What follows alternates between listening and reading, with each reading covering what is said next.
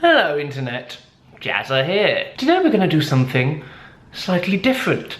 We're going to be talking about the hit UK sex romp reality TV show Love Island. It's really catered to the need for the masses to partake in some kind of collective viewing of people locked away either on an island or in a house somewhere in the world. It's crazy how popular this show is. Like, it's gotten to the point where you go to the hairdresser and they don't ask you about your holidays anymore, they ask you about who you fancy on Love Island. I am interested in talking about it today because it was suggested a couple of days ago by the man that created the format that he would like to see a gay version of Love Island on British mainstream television screens. I have mixed feelings about this that I will go into later on in this video, but first of all, I feel like we need to rectify something because I can't really have an opinion on a show that I've never seen. So let's watch a little bit of this show together and see if this could actually, in fact, be an incredibly highbrow look into the dating scene in the United Kingdom. You never know. Love Island. Christ! There's 42 episodes and 3 seasons. I had no idea. Okay, I think that the best thing that we can do in order to try and understand this the most is go back and watch the first episode of this series, if we can. Okay, we can't go far back enough to watch the first episode. So let's pick one at random. And by random, I mean with the one with the most attractive thumbnail. Oh! 2 familiar faces enter the villa. The boys take part in a striptease challenge. Don't judge me. Guidance. Strong sexual adult content and scenes of a sexual nature. I mean, I'm surprised. Are you?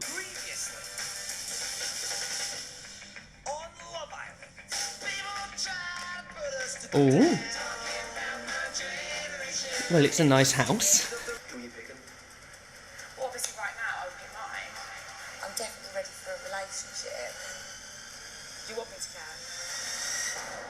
Do they all, like, swap each other on the island?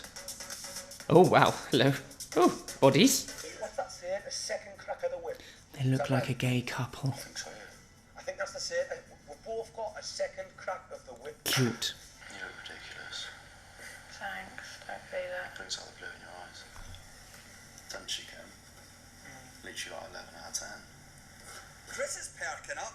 It's amazing what someone on a gorgeous blonde on your bed can do for your health. Sam and Mike are exes for a reason, because I wanted Chris, and I still want Chris, but it's just down to like, there's so many balls in the air, literally.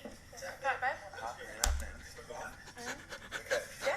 Are you? So, she has 2 exes there and is now looking to hook up with one of the guys that's come back. I feel like this is very confusing. Tell you what, I'm going to skip forward to where the striptease is, because let's be fair, that's why I clicked on this video. We're giving all the girls heart rate monitors, and the boy who gets their hearts beating fastest wins. Even by our standards, this is ridiculous. At least the show is self-aware. Oh my god. There's a hole in the back of his pants. Are there consent forms for this? I mean, they all seem to have lovely bodies, which I'm sure means that they have brilliant personalities.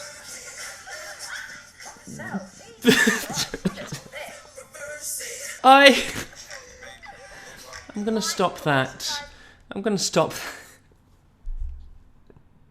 I mean, it's entertaining.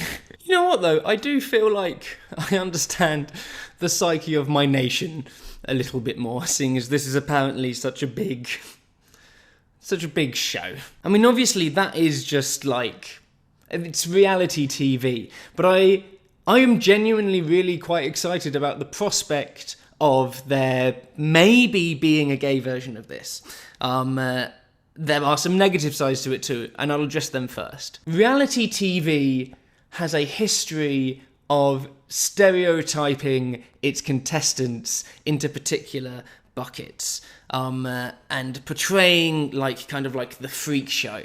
I would obviously be worried that a L or G or B or T version of this show would end up being made just for the spectacle, right? I'd be worried that it would be made so that we could all gawk at, look at the gays being gay.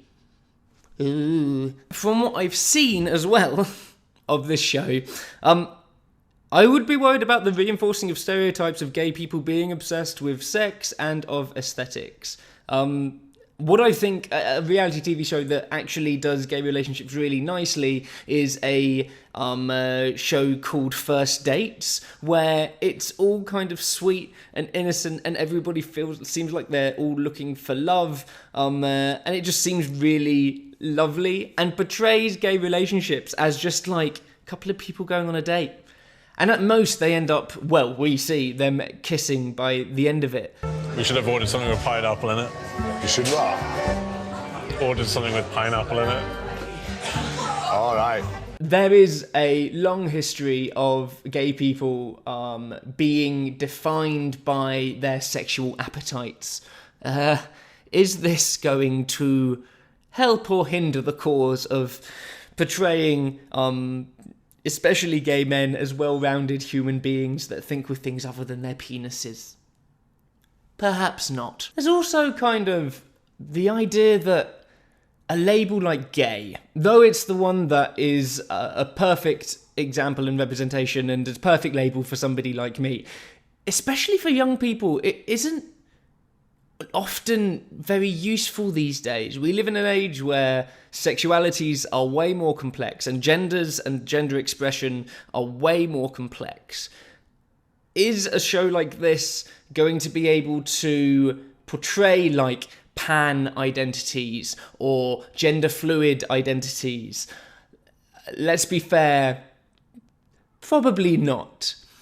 It's probably not a show like this. It's probably not the remit of a show like this, though. Let's be fair. The positive side of there possibly being a gay version of this show with same-sex couples is the fact that it's the possibility of a prime-time show that ends up getting talked about by millions as like part of the national conversation, would normalise the idea of same-sex relationships and same-sex couples, and yes, same-sex sex. One of my followers, Kenny, did have this to say about reality TV as a genre, and there is a general perception of reality TV kind of being the opiates of the massive and making us all thick and dumb. I would counter that, because I think that there are examples of reality television shows being fantastic mirrors to the communities and the societies that they represent, and challenging them in a way that isn't necessarily possible in a lot of other media. My favourite show on television is RuPaul's Drag Race, and though it's occasionally had a patchy history when it comes to the delicateness with which it approaches certain terminologies and topics, I think that show has done a brilliant job of representing the queer community. There have been examples of HIV positive people talking about their stories and really humanising people who are living with that condition. There are really heartwarming examples of trans women coming to the realisation that they are trans, which has been so beautiful. We had Peppermint on the last season, who is the first person to compete in RuPaul's Drag Race all the way through as a out, proud trans woman from the very beginning. And that was phenomenal. If there were to be a same-sex version of something like Love Island, the possibility of being able to tell those really frank stories about people from our community could be, if done properly, brilliant. There's also the really exciting possibility and idea of LGBT people, and especially gay men, of having a light shone on our community that would stop us, how do I put this? Stop us getting away with the bullshit that still exists, especially in the gay male community. If the queer community, and especially the gay male community, I'm speaking from like my own experience as a gay dude, if we're held to account for the idea of feminine men being lesser, of people with HIV being avoided and kind of shunned in the dating scene, the idea of people's racial prejudices when it comes to dating just being preference, I'd be really excited to see those ideas challenged on a dating program like this. The show Prince Charming, which was kind of like The Bachelor for gay guys, actually I think did this reasonably well, with there being quite frank arguments between cast members based on each cast member's own prejudices. When someone attacks you like that, and what did you say, wanna get away femme from shaming, it. everything like I that, wanna just get away fix from your it. dress, all that stuff, it was, you know, it was very derogatory, it was homophobic, it was, No. I Fix your didn't- dress. You were adjusting your shirt like you were wearing a dress. It managed to challenge the preconceptions that a lot of people have towards people who have worked in the sex industry, to people who are loud and effeminate, a camp, and people who have a HIV status. It's reality TV, despite what Kenny says, can be a really good way of bringing light to these issues. The thing is, though, is a show like Love Island going to do that? What do you think? Let me know in the comments below. I really like the idea that a friend of mine on Twitter had, Fiona. She said that there could be an all-bi or an all-pan like group of people on a show like Love Island, where everybody is just like, all of the possible relationship strings would just be such a mindfuck and incredibly entertaining.